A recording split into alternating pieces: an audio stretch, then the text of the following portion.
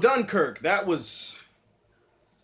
shit was intense. So Christopher Nolan has decided to bless our screens once again during the summertime, and he's got a new film out called Dunkirk. And Dunkirk is based on the true story that occurred during World War II. In World War II, the German forces have basically pushed the British and the French and our allied forces and trapped them in a bottleneck on this piece of land, and there's like 400,000 men that are basically stuck in no man's land. And so this story is about them trying to survive while being basically, fish in a barrel. It also tells the story about the brave men and women from the town of Dunkirk who actually took boats across the water to rescue these men, the 400,000 men that are trapped on a beach. All I gotta say is that Nolan, I missed you, buddy. I really did. I don't know if anybody else did. I'm pretty sure a lot of other people did, but me personally, I missed you, man. Welcome back. I'm so glad that you were able to bless us with another really good movie. One of the first things I noticed about in this movie, like when I was getting into it, was the sound. The sound editing and the sound mixing, the sound design, everything involved with making and crafting the sound for this film.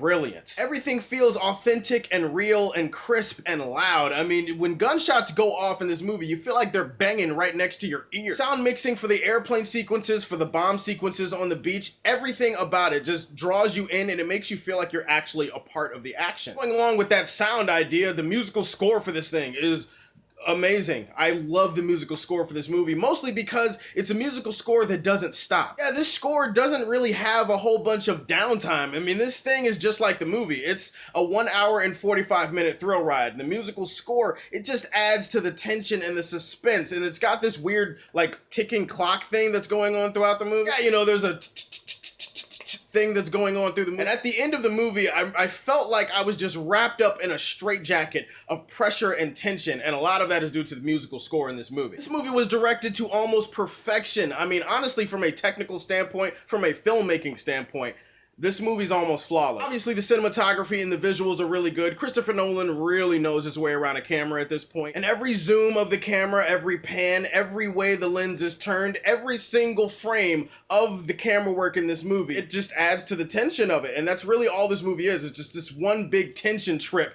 from opening to end. There's no point in this movie where you feel like you can breathe or catch a breath. I mean, it seems like everyone at some point in this movie is constantly in a state of peril or danger, because at any point at all, something can happen that can come down and try to kill them, and you feel that. And I understand that Christopher Nolan wanted to create that experience. He wanted to really focus on the experience of these men in this situation. Really, it's more unconventional than anything that he decided not to focus on the people in the situation. He just kind of focused on the situation itself. It's told basically from 3 different perspectives: sea, land, and sky, and each one is told in a very vivid and very, very ambitious manner. Mark Rylance, who won an Oscar, I believe, last year for Bridge of Spies for Best Supporting Actor, he gave like the closest thing to like a great performance in this movie. I can't really say that anybody in this movie was great, but they all gave decent workman-like performances. Tom Hardy doesn't really even say much in the movie, and we hardly even see his face in the movie. He's in an airplane for the entire time, and he has a mask on, and at this point, we're just used to Tom Hardy having masks. Boy, you can't touch me up here, Batman!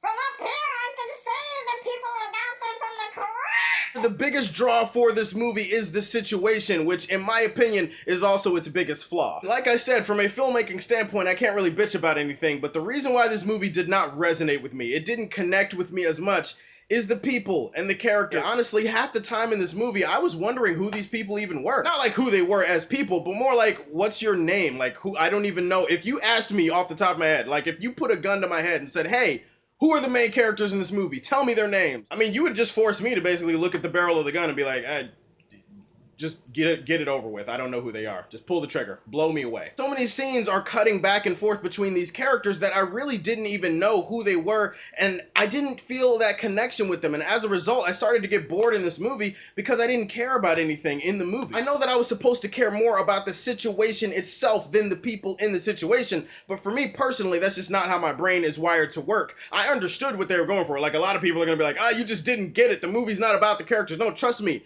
I get it. I totally understand what the movie's going for. And what they were going for, they nailed it. I'm saying what they were going for didn't connect or resonate with me. Like, there's a difference between understanding what they were trying to do and actually liking it. So in the end, even though I did enjoy this movie and it's brilliantly made, I can't bring myself to say that I loved it, because for most of the runtime, it's filled with people and characters that I didn't care about, and I felt like I would have latched onto the movie a little bit more if I at least had something in it that resonated with me on an emotional level. And as a result, it doesn't. And so as a result, I gotta knock this movie down a little bit. In the end, Dunkirk is still a damn good movie, and it's gonna get my second highest rating of Man of Steel, preferably somewhere in the Silver Age. Alright guys, those are my thoughts on Dunkirk. Let me know what you thought about the movie down below, and let me know what your favorite Christopher Nolan movie is at this point. Please like and subscribe to the Superfan Show, and as always, if you like what you see, tell me how you feel, and stay tuned to hear more from the Man of Steel.